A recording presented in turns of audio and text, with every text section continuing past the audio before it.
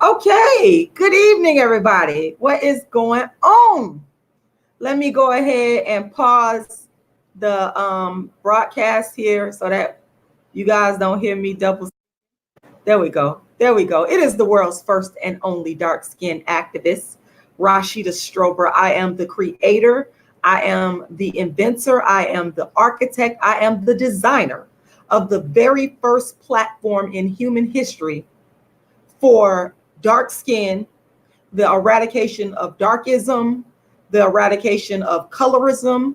I am the creator of that very first platform, and a brief history on it. Back in 1998, before social media existed, before anybody even thought to talk about colorism, dark skin, I created this platform called Dark Skin Activism out of a severe need to understand why was I being treated differently as a dark-skinned female, growing up as a dark-skinned female. And there was no dark-skinned activist. There was nobody to do what I do. There was nobody to, initially, I created this very lane out of necessity. They say that necessity is the mother of invention. Well, I created dark-skinned activism because nobody cared to talk about the discrimination that dark-skinned people face openly and honestly. It didn't exist. So in 1998, as I said, I created dark skin activism, giving a speech at St. Petersburg College about the beautiful Sudanese dark skin model, Alec Weck, and ended up winning a $200 prize that was up for grabs. And that gave birth to dark skin activism. And I continue to develop dark skin activism through my plays, my books, and the Dark Skin Activist Tour. So from 98 all the way up into 2009, I was doing plays, the Dark Skin Activist Tour, writing books, doing Darkism talks. This was before anybody ever uttered a word about colorism or anything like that. The only other person that I could give credit to is Cola Booth. She's the only other person. I have written more books on dark skin than any person in the world. In fact, I'm the first artist, author, actress, social commentator to focus my work exclusively on dark skin. Okay, let me wipe that off for you. Hold on one second. Is that better? Can you see me better? So yeah, I'm the first person to focus my work exclusively on dark skin. And my books include Token Dark Girl, the It Dark Girl of the Moment, which is $40. Also, A Dark Skinned Woman's Revenge, and Darkism, 25 Ways Dark Skinned People Are Discriminated Against. So make sure you get those books, get the books. You can go to my GoFundMe, you can go to my Cash App, or you can go to my PayPal. And I put all the information, it's in the chat box if you scroll up top, and it's also going to be in the description box. So what happened in 2009, I brought the first colorism dark skin channel to social media. And in 2014, it got really popping after Tommy Sotomayor contacted me and asked me to appear on his show and discuss my dark skin agenda, which I did. Then it became like really widespread to the Black internet masses. Then fast forward to 2015, it really got popping as it went viral due to a beef that I had with Kendrick Lamar over his light-skinned girlfriend. I had the beef with him, he not with me. The man probably don't know who I am. I mean, he could be watching the internet, I don't know. But I don't know him personally. I was just giving my comment and my critique after a person that I was counseling, they asked for my opinion. I posted it on Facebook and it went viral to millions. And that was the catalyst, that one act that actually I had been building up for years. This thing called dark skin activism went viral to the masses of Black people online. And everybody said, what the hell is a dark skin activist? People bashed me. People mocked me. I was even made Donkey of the Day by Charlamagne and the Breakfast Club for calling myself the dark skin activist and talking about Kendrick Lamar. And so a funny thing happened after that. People started coming to my little channel, studying my work, and then they began to plagiarize me. So then you start to see, that's how you start to see, or why you started to see after 2015, people talking about colorism. So you had these people online, they already had big followings because a lot of them were marketers, but they didn't have the originality of creating dark skin activism, speaking on colorism and dark skin. So what they did, they begin ripping off my work and taking it back to their already built-in audience and passing it off as if it was something that they had created. And these were people that had previously only talked about Black people issues in terms of hair weave and relationships, the basics, never speaking about colorism until Rashida Strober, the dark skin activist, came along, and everybody came to my channel and ripped me off and stole. And then now you start to see people on even reality TV starting to talk about colorism. You see people like Lupita Nyong'o. All these people started to come out the woodworks after Rashida Strober, myself, the dark skin activist, introduced the topic of colorism, dark skin, darkism on the scene. So no Rashida, no colorism on social media. Moving right along. Now, tonight, I want to talk about Tundi. I want to talk about Tundi, okay? Now, these are the philosophies and opinions of the world's first and only dark-skinned activists. If you are offended by my philosophy and my opinion, I really don't know what to tell you. I'm gonna be honest. I don't know what to tell you, because this is the lane that I created and this is what I do. And it is a critique of darkism in all types of situations in everyday life. And so Ready to Love, which is actually one of my favorite shows. Let me state that at the outset. I actually love Ready to Love because you got all these beautiful Black people looking for love and, different personalities, different backgrounds, and the visual. They're just good looking people. I mean, so, but here's the thing. Low-key darkism is always something that is going to rear its ugly head in the Black community. We'll never be able to escape it. Vincent, you said, do you think there is colorism in the islands? Oh, absolutely. Absolutely. I did a live or a interview with a lady named Renzi Renee. She had contacted me back in 2015 after the Kendrick Lamar debacle. Everybody got to know the dark skinned activist. And she's from the islands, and she was speaking about the darkism that takes place over there. So yes, absolutely. Darkism is a global phenomenon. Hey, K-Love, hey, everybody. Thank you. Darkism is a global phenomenon. It's all over the world. So, unfortunately, wherever there's a crowd of Black people, you're more than likely to find darkism. And the show, as much as I love Ready to Love, as I love this show, I cannot even I'm in love with the theme song too. The theme song is just excellent. It's just melts like butter when I hear it. But there's darkism there.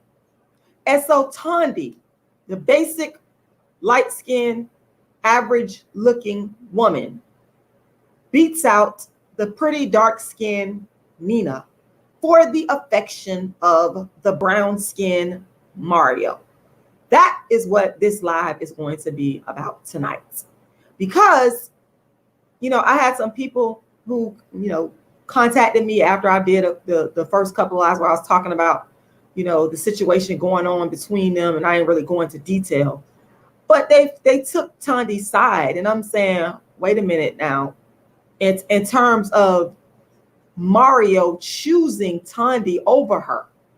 And I said, wait a minute now. You can't sit there and say that people like to, when a Black man chooses a light-skinned woman, even an average-looking light-skinned woman over a dark-skinned woman, people love to talk about the reasons being the attitude, the lack of confidence, the feminine. It's not that. It's not. Here's the thing. This is a case of darkism. This is because Mario, a Black man, and y'all are going to disagree with me on this, but that's okay. I ain't mad at you. Black men tend to look at light-skinned women, even if they are average looking or basic or below average, they tend to value them in terms of looks above dark-skinned women, even good-looking dark-skinned women. The skin tone is always the common denominator. And folks, I'm telling you, this is what I saw. This was my assessment of how it went down between Mario, Nina, and Tandy. Okay, so if we go back to when Nina and Mario first met each other on the show Ready to Love, right? For some of y'all that don't know, Ready to Love is on OWN Network, and it's a dating show about single Black people in Atlanta. So anyway, I believe it was the first episode, Mario and Nina, they was, having a little casual conversation. And, she was telling him that she wants to get married and she hopes to find a husband. And the way he was interacting with her, I could see that she liked him and was into him, but I could see that he was really not into him. I could just read a man. Like I don't know what it is. I could just read a man if first of all, if they're not interested in me, or if they are. And I could just tell by his body language, by mainly his body language, because he was, I made a video a long time ago before anybody started talking about colorism, dark skin. I talked about how Black men will look at me and turn away. They'll turn their head real quick. They'll look and turn their head real quick. That's kind of like, he wasn't really like turning his head real fast, but he was talking and looking. He looked away. When a man is interested into you. Okay, he was not. And when I compare Nina, dark-skinned Nina, to light-skinned Tandy, in my humble opinion, Nina is actually better looking than Tandy. She facially, she's better looking than Tandy. But here's where the darkism comes in. And I would even assert that Mario doesn't necessarily think that Tandy is that good looking. And the reason why I say that is because he said that she was not really on his radar. That's what he said out of his own mouth. But when it came time to pick one, he knew that Nina was interested in him. He knew that. So when it came time to pick, should I pick the pretty dark-skinned girl, or should I pick the basic light-skinned chick that I'm not really feeling? And that's what a darkism arises at, because who did he pick? He picked Tandy. He picked Tandy, and what did it create? It created a situation of darkism where Nina started to feel some type of way. And people always want to holler about, oh, dark-skinned women, they want to fight light-skinned chicks and they jealous. And good evening, everybody. Thank y'all for watching. I appreciate all of y'all. Make sure y'all go donate right now. I need your financial support to get this tour off the ground. But people be like, they always want to give dark-skinned women a bad rap about being jealous of lighter skinned women. That's always the narrative. It is the dark-skinned woman that's hating on the light-skinned woman.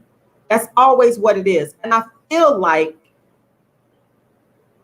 Mario could have handled the situation a better way when it was out at the little group date, and knowing that Nina liked him. He knew this, but he chose to sort of throw it in her face in a little low-key way. But I saw the dig when, after Tandy and Nina got into a verbal fight, you understand? Because I mean, Nina was feeling some type of way. Let's just be 100 about that. So what? You can't ascribe the way that she was feeling to her being an angry, dark-skinned female. That's not fair. I mean, any female, whatever color, if they like a guy and then they find out, that he's more into someone else that they know, they might feel some type of way. But why is it that the dark-skinned girl, we always get ascribed these negative characteristics that are the same characteristics as other women? Like, that's darkism. So Nina, she obviously knew that Mario and Tandy had their little thing going on or whatever, and I'm sure that didn't make her feel good. I mean, what woman would feel good if the guy that they like is into somebody else? What woman would feel good about it? We all handle it in different ways. Get over it. It has nothing to do with the stereotypes in terms of this angry dark-skinned woman. And if it does, if you want to assert that it does, then we have darkism to blame. We have self-hate to blame in terms of why is it that our Black men are always choosing light-skinned women over dark-skinned women. And in this case, a basic light-skinned woman, an average-looking light-skinned woman that didn't even look better than the dark-skinned woman. So, you know, Nina, she got upset, okay, after, you know, the snitch comment came out. She got upset, and all the rage or anger or whatever you want to call it inside of her, it came out. Understandable. I'm not going to sit here and pass judgment on her, because I am tired of people passing judgment on dark-skinned women. Like, I'm sick of it. I'm not sitting here saying that we're all innocent. Caribbean Fire, you say you want a hug? Thank you. I'm not sitting here saying that we're all innocent. I'm just saying that we got to understand the things that dark-skinned women go through. The average Black woman don't necessarily. It's a difference. I promise you, the average brown skin, definitely not light skin, and sure enough not mixed race. Y'all don't go through those things. So I'm not here to sit here and judge Nina for how she behaves, because I actually like her. I think she has a very likable personality. And, you know, I understand that darkism makes it difficult for a lot of dark-skinned women in the dating and marriage game. Okay, so I'm not here to pass judgment on her, but I am here to pass judgment on Mario. I'm not even here to pass judgment on Tondi. I'm not here to pass judgment. I mean, my opinion of her is that she is average looking at best. She does not look better than, let me see if I can screen share. Give me a second here. Hold up. Because y'all know I like the visual. Y'all know I like to show y'all the visual. Ready to Love Tondi. Okay, Tondi. Make sure I spell her name right. Let me see. I can pull them all up. Okay. Let me share with y'all my screen. And while I'm sharing, once again, guys, make sure y'all go and make a donation. You need to go to either my GoFundMe. You can go to my PayPal, and the PayPal email address is icecreamladydream@yahoo.com. icecreamladydream@yahoo.com. Y'all gotta make a donation here. I'm trying to kick off the Dark Skin Activist Tour, and it needs funding. It needs sponsors. So once again, you can go to either Cash App. My Cash App is Rashidalala. I'm dropping all the links there. And of course, the PayPal email address is icecreamladydream@yahoo.com. So make a donation and support the Dark Skin Activist Tour, which features my creative works on Only Dark Skin and also Darkism Talks. I need these funds to help me expand the brand all over the nation. So please make sure y'all go and make a donation. I just put all of the links right there for you. Let me share my screen with you guys. Give me a second.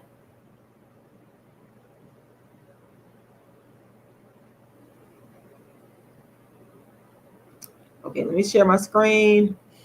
All right, because I want y'all to see how these people look. So that's not Ready to Love. Where we at? Here we go. Boom. Okay, this is Tondi. Oh, is that Tondi too? Oh, that's Tondi right there. Okay, light skin Tondi. There's light skin Tondi again. Okay. Let's see. Now let's see, where is Nina? Dark skin Nina. There she go. Okay, you got a side by side. There's Nina, right? And there's Tondi. Okay. In my humble opinion, Nina is the better looking one.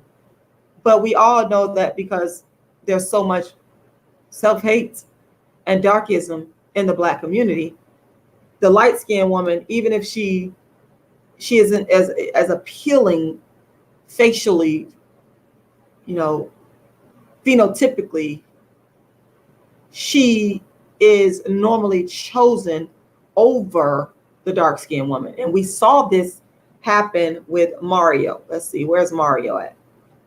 And Mario is a good-looking guy. Let me see something. He's a good-looking guy, ready to love Mario. People already typing him, and there you go, right there. You could tell he know he look good. He know he look good. That's Mario. Okay, Mario, you was wrong for egging on the division between the light-skinned woman and the dark-skinned woman. I feel that he could have handled the situation with a little bit more tact, because here's what he did. He saw that Nina was already upset. You know, she was upset because she liked him, and she was obviously able to see that he was into Tandy. He was not into her. And they're all sitting there. Just think about how you would feel. And then Tandy and her exchanging words. And instead of him saying, well, you know what? I'm kind of going to just kind of like step back, or maybe I'll try to diffuse the situation and say, hey, ladies, y'all just calm down, chill out. He proceeds to tell Tandy that she should have sat over there with him. And it was the way that he was speaking to Tandy. It was just in disregard of the fact that he knew that Nina liked him.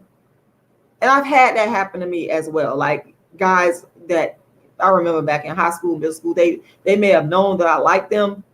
But then when they got around a light-skinned chick or some chick that they found more beautiful than me, then they'll try to exacerbate the situation to show me I'm not into you. I don't want you. I don't need you. This is what I got right here. This is my girl right here. That was his attitude. And that's darkism, people. That's darkism. That is the darkism that the black male, unfortunately, he starts doing at an early age. They learn this so young. Like, I cannot tell y'all.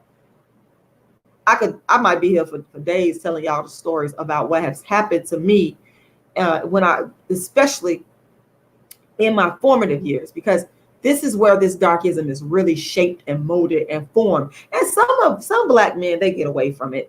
Some of them, they grow out of it. They're what I call reformed darkist.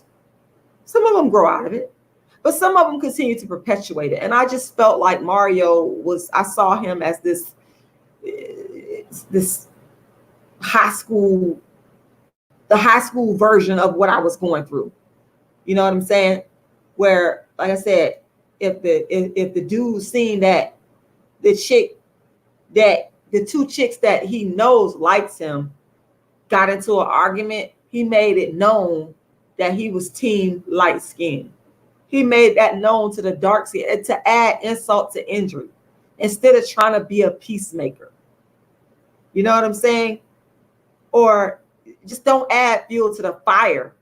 You didn't have to say all of that to Tandy. And then Tandy was like, yeah, I love a man. That's my protector. Acting like she has to be protected from the dark skin. Honey, hold up. From the looks of you, is that Tandy? That looks like Tandy. I don't want to but from the looks of Tandy, y'all, let me go back to her. She does not look like she needs no protection. Okay. She just does not. She just is. She has a very strong faith. Likes the box. So how is it that you praising Mario for protecting you from this big bad dark skinned woman named Nina, who's just simply emotional and upset as any woman might be if the man that she found out, he's not into her, he's into someone else. Okay, you do not need, as big as you is, you don't need protection from Nina. And that's another thing. That's another thing. People always try to go around and act as if the darker a person is in general, this is an act of darkism, the more of a physical threat they are, which is the most ridiculous thing I've ever seen in my life. Like, that makes no sense. That makes absolutely no sense, okay? Because what you're also saying is, if you're saying that a dark-skinned person, male or female, this big, bad, scary person, then you're saying that a non-dark-skinned person is weak. If you're comparing the two. So Mario, I mean, is that what you're trying to say here? Because clearly Tondi, she thinks that you're a protector because of your actions. When you kept telling her, well, you should have just sat on this side of me, so I can protect you from this big, bad, dark-skinned girl who wants me, but I don't want her. I got to protect my light-skinned prize. Even though she says she liked the box, and even though she physically looks like she can protect her damn self. This is the level of darkism that a lot of our men exhibit, folks. Okay? Yeah, yes, Ramon Bonton. It's just, it's crazy. And yes, I do believe that Mario is a darkest Bridget. And he's not ugly. I wouldn't look at him and be like, oh my God, you're ugly. I wouldn't look at him and say that. I mean, but my thing is this: when a black man starts to exhibit darkism and act as if they're better than me, or if a light-skinned chick steps in the room, they're better, or they ignore me, you immediately become unattracted to me. Immediately. I look at you like you're trash. Because, and especially if you my same skin tone and you're trying to belittle me for whatever reason, because sometimes they'll do it for brownie points, because there's other people, there's other people in a room or in an environment that they may be trying to impress or whatever. And so sometimes, here's my GoFundMe, guys. Make sure y'all go and make a donation. Sometimes they'll try to gain brownie points. And I noticed that when I was in my formative years, where back in the day, we used to do something called crack on a person, talk bad about them.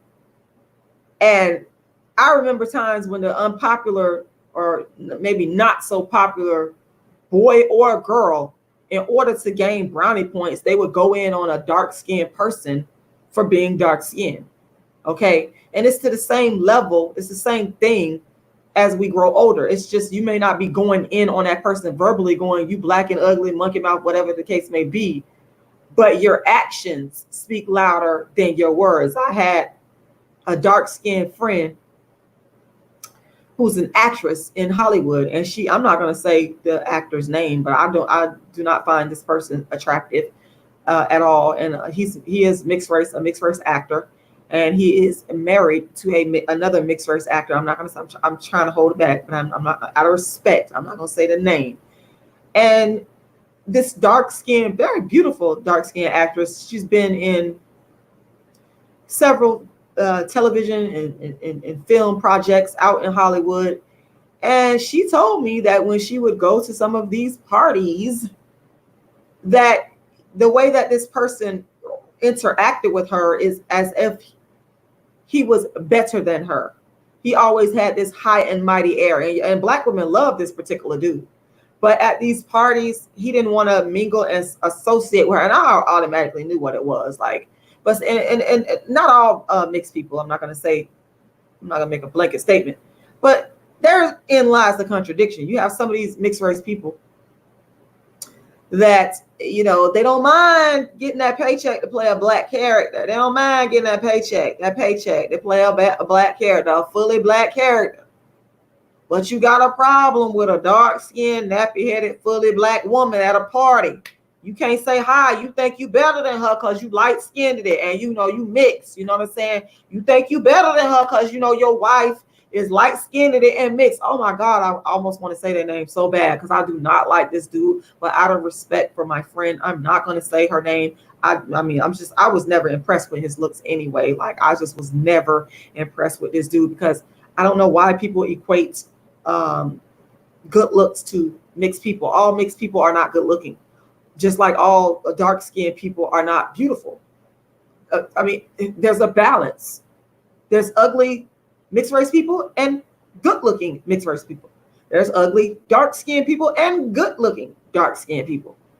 So but the common denominator is these people, like she was telling me, they get up in these environments, y'all, and they'll change on you to try to impress. What was that movie, y'all, where some of y'all gonna know what I'm talking about, where the young lady, her mom was black and she was mixed and she wanted to pass for white and she just disdained her mom.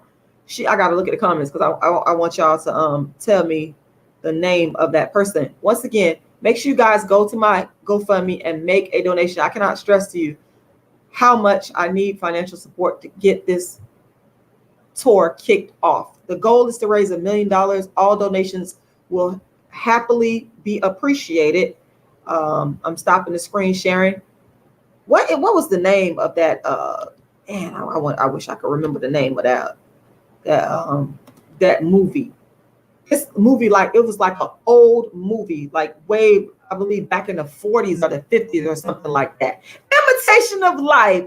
Not I Said That Cat. Thank you. Yes, that was it. Imitation of Life. Oh my goodness. Oh my God. That young lady was just horrific. She's an example of the type of person I'm talking about, that when they get around another crowd of people, that a light-skinned person or even a dark-skinned person, that they're ashamed of their blackness. When they get in a crowded room and there's white people, mixed race people, dark-skinned people, they will try to do everything they can to disassociate themselves from the dark-skinned person. Y'all, I have seen this with my own eyes. Okay, you're not telling me. Yes, people do this. Yes, people do this. And now they do it in a subtle way. It's not so much overt, but Imitation of Life. Yeah, the way that this woman was treating her mother was just absolutely despicable. And this guy's behavior, this particular actor's behavior towards my dark-skinned actress friend, who's very beautiful, super beautiful. Man, I almost want to pull her up and let y'all see how she looks, at least. Let's see if she got any. Let's see if she got any pictures online. I just don't want to put it. I don't know if people be wanting me to put their business out there. But I just never forgot when she told me that. And I was like, wow, this mixed race actor is up here taking part in the economic, cultural exchange in terms of getting opportunities to play black actors. And you're getting that opportunity because you're mixed race, because you're light skinned, because you're considered to be better. And you have the audacity to treat an authentic black person with disdain as if you're better. Y'all, it's just disgusting. And so that's kind of when I saw the interaction take place between Mario and light-skinned Tandy and dark-skinned Nina, that's kind of what I was looking at. I was like, wow, this guy is really going out of his way to let it be known, I don't want dark-skinned Nina. She's not good enough for me. You know what I'm saying? It's like he was going out of his way. And I just felt that was just darkism. It's darkism, and it has to stop. It has to stop. The first line of defense against darkism, I believe, is the black man. And I've always said this.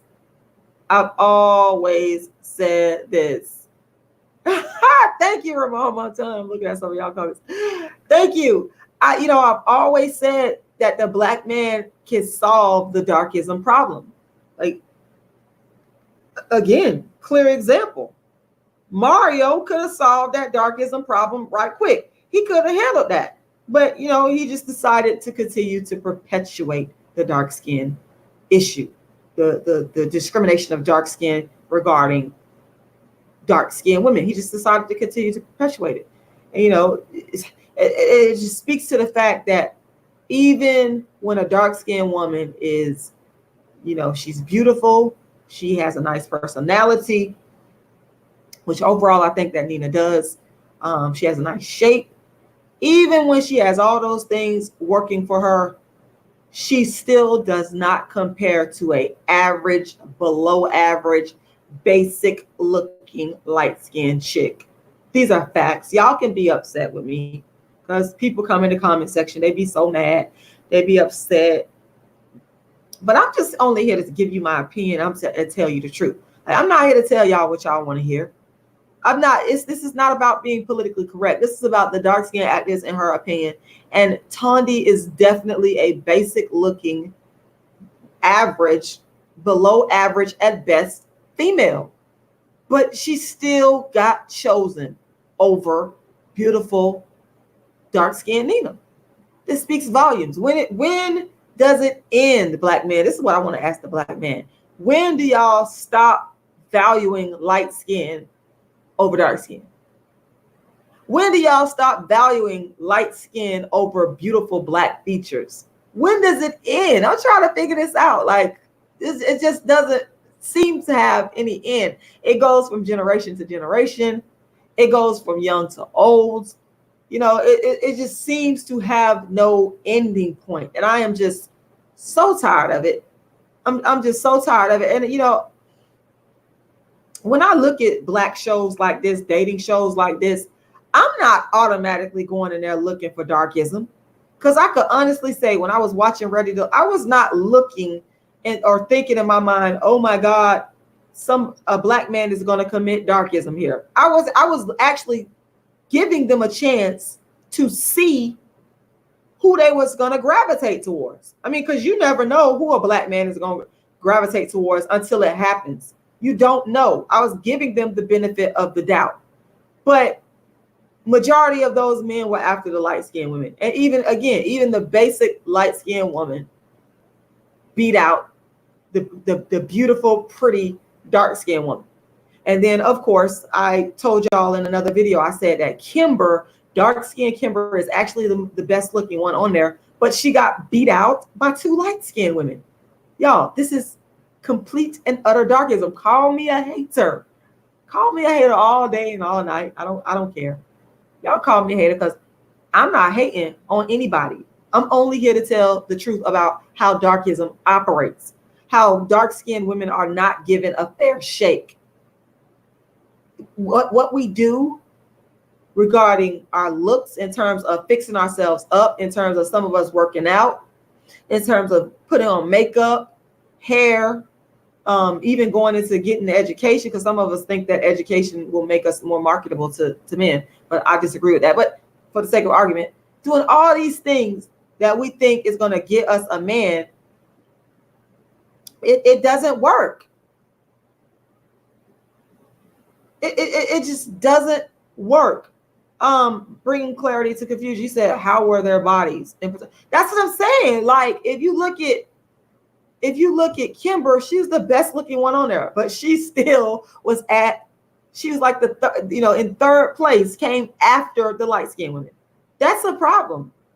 That is a problem that black men can solve. Only the black man can solve that problem, y'all. That's what it is. So yeah, that's my take. And I had to come on here and do this live because actually someone made some comments about the situation, and I let them know they thought that they took Tondi's side, and I was like, wait a minute, we can't just jump on Tondi's side and stereotype Nina when we gotta look at it in terms of darkism. We gotta look at it in terms of what dark-skinned women, even if they want to admit it or not, because some dark-skinned women are not going to admit that it's darkism that's at play. They're just going to say, well, come up with some other reason. But they might even buy into the "it's my attitude." All the stereotypes that people try to put on dark-skinned women. But I just was not about to do that because I could clearly see what Mario was doing. I saw right through him. And at first, I liked him, personality. Now, I said, nah, you ain't right. You perpetuating darkism, you're picking the light-skinned woman over the dark-skinned woman, and you're taking her side. You're not empathetic. You just don't care. And I'm just so tired of black men like that who do not take into consideration the dark-skinned female, in particular, her feelings. And I think that is something that we, as particularly among black people in America, we have to take into consideration the feelings of dark-skinned females. Yes, we do.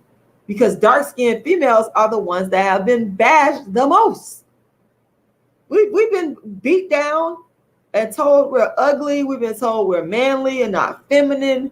At every negative stereotype that you could think of, the dark-skinned woman has been at the center of it unfairly. And then we turn around and we see light-skinned women, people like Cardi B, you got Evelyn Lozada. We see their behavior, that the same stereotypes that people brand on us, they're able to exemplify those stereotypes and get paid for it, while we languish in the hood or languish in prison or languish in poverty. That's not fair. That's darkism. That's darkism. And so what I'm saying is that black men, you have a responsibility to do your part to end darkism. Don't take pleasure in a dark-skinned woman and a light-skinned woman fighting over you. Don't do that. I mean, really, what does that benefit you? I mean, you might feel like, oh, it's an ego booster, but really, you're not benefiting. You're actually perpetuating darkism, which is on a whole bad for the black community. So it is of no benefit. It just continues the problem. So let's see, Michael, you said Black American men don't even value themselves, so don't expect them to value their women. Well, a lot of us, unfortunately, of course, I won't say all, I don't like making blanket statements, do not value. So you're right. If you're not valuing yourself as a black person and you don't think that you're worthy and you're handsome and whatnot, you're not going to value the black woman. You are absolutely right about that. Well, thank you, Isaias. I appreciate that. I want to thank all you guys for taking the time to watch. I'm not going to be on here long tonight. I got to get up like super duper early in the morning, but I definitely want to come on here and speak my piece on this, because I just did not like the interaction between these three and the darkism that was exhibited. And I will be watching Ready to Love, I believe episode 4, that's coming up on Saturday. And I will be, if I see anything that's related to darkism, I will be coming on here giving a review on that. Because understand that I speak about things that I'm actually passionate about. And I love that show. And I just was happening to watch the show, and I just like, the darkism just was like, it stuck out like a red flag. It just was like there right in my face. So that's the reason why I had to come on here and talk about it. Also, keep in mind that I have the Dark Skin Activist Tour that I'm putting together, and I am raising funds. The goal is to get to $1 million. So please go and make a donation. Make a donation. You can make a donation by going to either my PayPal, which is icecreamladydream@yahoo.com. You can also go to my GoFundMe, and I'm going to drop these links in the chat box here, and they'll also be available in the description to this video. So you can go to my PayPal, email at icecreamladydream@yahoo.com. You can also go to my GoFundMe. I'm going to drop the link in the chat box as well. And if you want to go donate at my Cash App, it is Rashidalala. And I'm going to also put that in the chat box as well. Now, anyone that donates anything over $40, and I recommend that you get all 3 of my books that are available at $40 each if you get them directly from me. If you give anything over $40, I will send you an autographed copy of either, let's see, we've got Darkism, 25 Ways Dark-Skinned People Are Discriminated Against, or A Dark-Skinned Woman's Revenge, or Token Dark Girl. So make sure you go ahead and make that donation to help me continue to impact people around the world with the Dark Skin Activist Tour, which its aim is to end darkism in all of its facets. So I want to thank you guys for watching. Thank you to my new subscribers. And I want you guys to have a wonderful evening. It is the world's first and only dark skin activist, Rashida Strober. And I will talk to you guys again soon.